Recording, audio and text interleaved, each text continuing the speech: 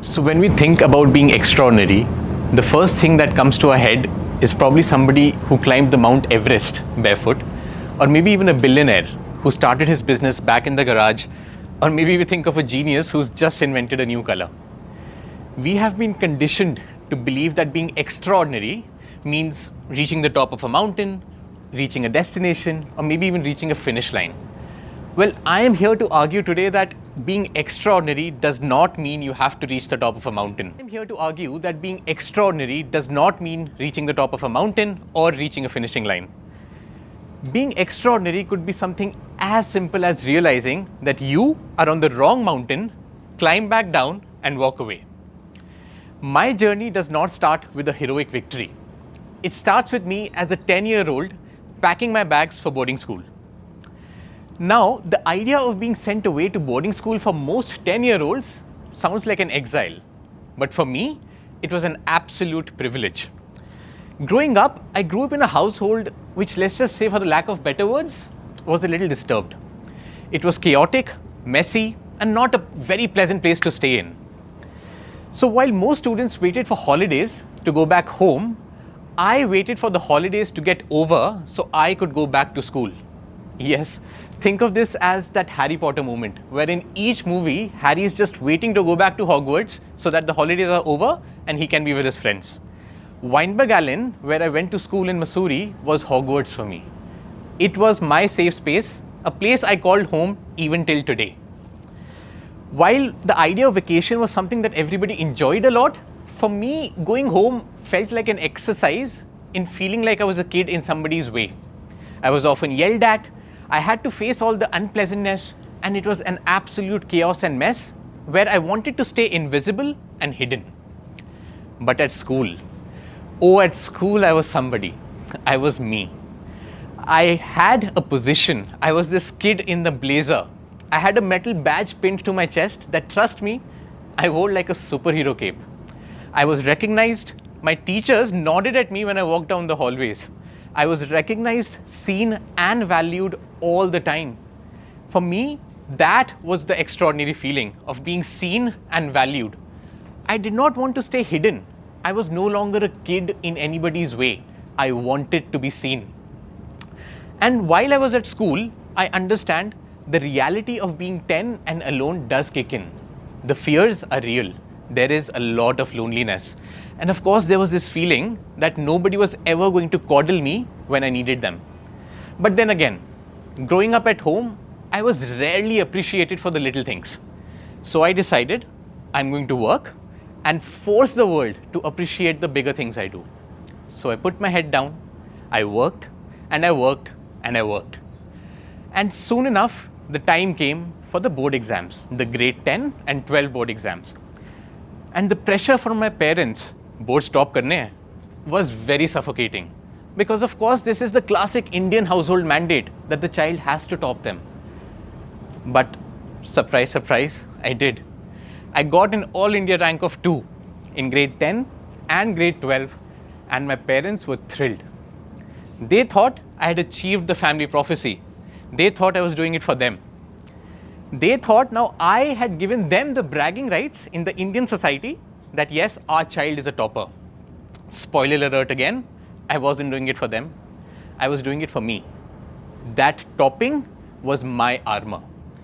Growing up in a boarding school, it allowed me to grow into this extremely confident, well, slightly overconfident individual. I was a national debater. I won accolades at the all India level. I could argue both sides of the topic of literally any topic you could throw at me. I was at the top of my game, life was looking good. But then again, I looked around and I felt empty.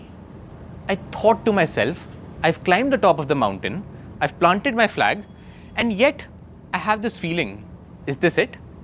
I want more. And so, what did I do next?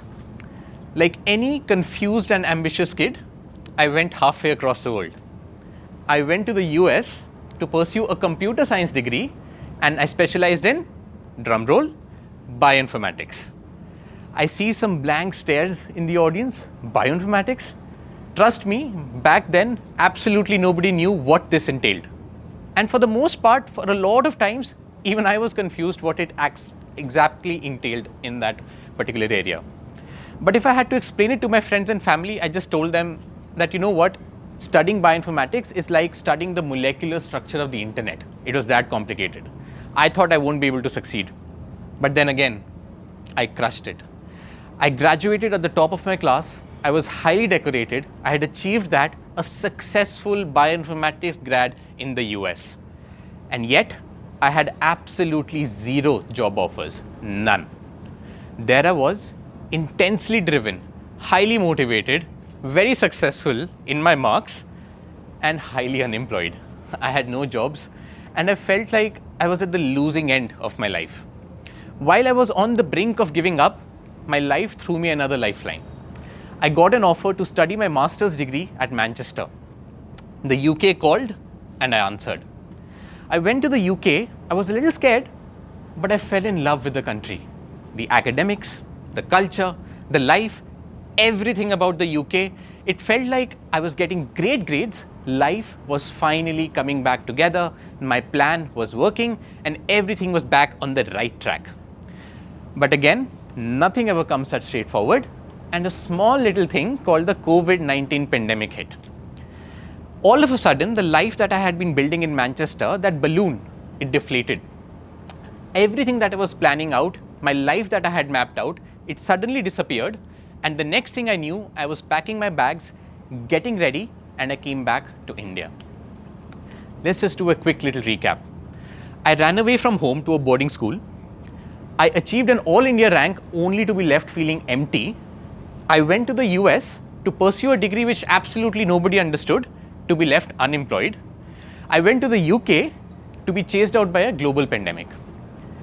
None of it sounds very extraordinary, right?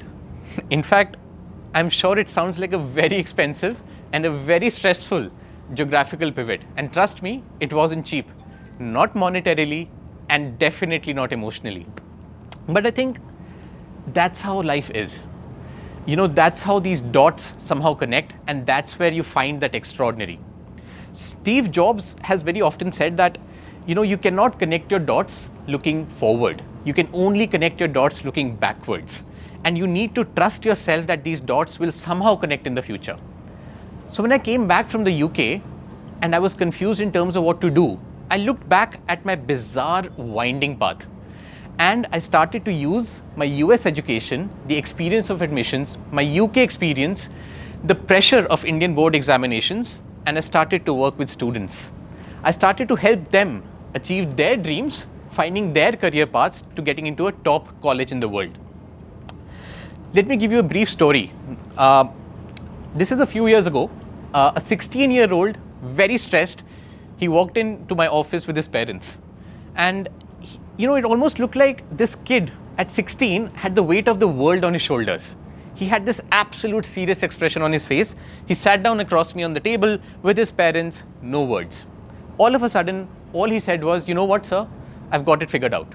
I'm going to build a non-profit organization that uses blockchain technology to save the Amazon rainforest. I was shocked. How is this kid thinking so much? I asked him, okay, that definitely sounds good, but have you been to the Amazon? No. Do you know how the blockchain technology works? Not yet, but it sounds incredible, right? And then I asked him, this kid, he seemed exhausted. You know, it almost felt like he was trying to be extraordinary or incredible in his words for an admission committee that thought, okay, this is what we need to see.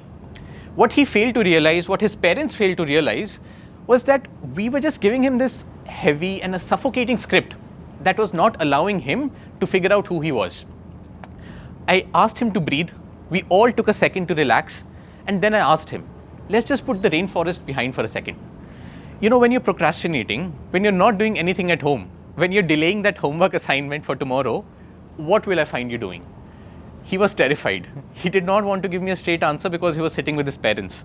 But then he found the courage, and then he answered that, you know what, I sit down in my free time and I edit the boring footage from the family vacations that we go to, and I make them into cinematic action trailers. Now that made me smile. And his parents were just wondering, why is he smiling? My kid is wasting time making videos. And I told them, great, let's do this. This is something that he needs to explore. The kids, the family, the parents, they all, they just looked at me like I was silly, like I was insane. But then again, he did not need to go to the Amazon that he had never visited. He did not need to use the blockchain technology that he didn't understand to be extraordinary. It was this that he needed to explore so that he could figure out what that extraordinary thing could be. This is how I figured out the dots were finally getting connected, one way or another. It wasn't about a degree or a rank. It was never, about what the student was scoring, but it was the look in the parents' eyes. Those eyes had actual tears when their kids figured out what that career path could be. Or when they had those admission letters in their hands, the gratitude in those eyes, I think that was the extraordinary feeling for me. I don't think that can be put in a report card or quantified in a bank account. That feeling was something else. That is when I realized, oh my God, that is the feeling that I want to run after. And soon enough, I realized, okay, being extraordinary is not that difficult. So what is it that we need to do if I want to be extraordinary in my life as well? 3 simple things. Let's start with the first one. All these dots, collect them. Don't judge them.